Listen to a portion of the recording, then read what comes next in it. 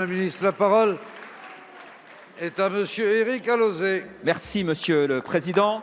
Madame la ministre de la Transformation et de la Fonction publique, tous les citoyens sont admissibles à toute dignité, place et emploi public selon leurs capacités et sans autre distinction que celle de leurs vertus et de leurs talents. Cette promesse républicaine est celle de l'article 6 de la Déclaration des droits de l'homme et du citoyen, et le gouvernement entend bien la faire revivre avec les talents du service public.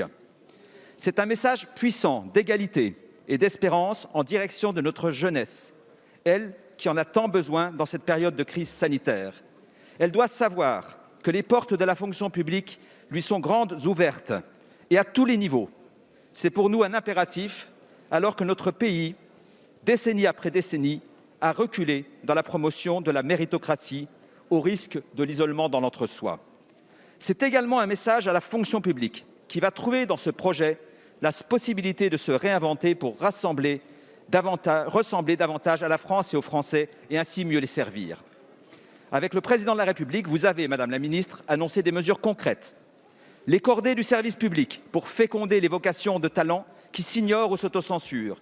Les prépas talents pour multiplier les couveuses à talents. L'accès aux grandes écoles et les concours talents pour parfaire et achever l'éclosion de ces talents. C'est un parcours complet et surtout une chaîne humaine et de compétences que vous voulez organiser autour de notre jeunesse. Ma question est maintenant la suivante, Madame la Ministre, c'est pour quand et comment comptez-vous vous y prendre? Merci. La parole est à Madame Amélie de Montchalin, ministre chargée de la transformation de la fonction publique. Merci Monsieur le Président, Monsieur le député Alauzet. En 2019, il y avait à l'ENA un élève dont le père était ouvrier. C'était 5 élèves en 2006.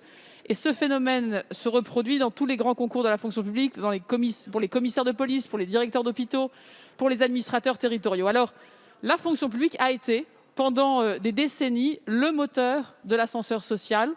Notre fonction publique peut le redevenir, elle doit le redevenir. Et ce gouvernement travaille à ce que ce soit le cas après des décennies de grands discours. Nous devons, après 3 ans et demi d'investissement très fort dans l'école, au collège, également parler à cette génération de lycéens, d'étudiants, qui pensent au fond que ce n'est pas pour elles. C'est une génération qui a peur d'être sacrifiée et nous lui devons une réponse concrète et forte. C'est ce que nous avons fait à Nantes avec le Président de la République pour mettre en place ce parcours qui part de la cordée de la réussite pour 3500 jeunes collégiens et lycéens, avec la création de 1700 places en prépa talent partout dans le pays, dans tous les territoires, pour que l'autocensure des jeunes, des quartiers populaires, des quartiers ruraux, des outre-mer soit combattue à la racine et efficacement. C'est aussi ces concours dont vous me parlez.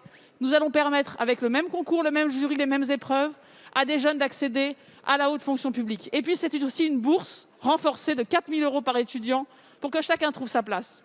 Alors j'entends ici et là certains qui nous disent « voilà de la discrimination positive ». Je leur répondrai qu'après 30 ans d'action qui a surtout mené à renforcer les inégalités plutôt qu'à les combattre, nous agissons avec un esprit républicain, avec du concret, avec un programme qui sera en vigueur et réel dès la rentrée 2021. Et comme vous l'avez dit, notre déclaration des droits de l'homme et du citoyen, c'est le mérite et le talent. Notre jeunesse en a plein partout dans le pays, et c'est celle que nous soutenons. Merci Madame la Ministre. Monsieur le député. Merci Madame la Ministre pour votre réponse. Nous comptons vraiment sur votre détermination, votre pugnacité pour réaliser cette belle promesse républicaine pour nos jeunes et le service public. Merci. Merci.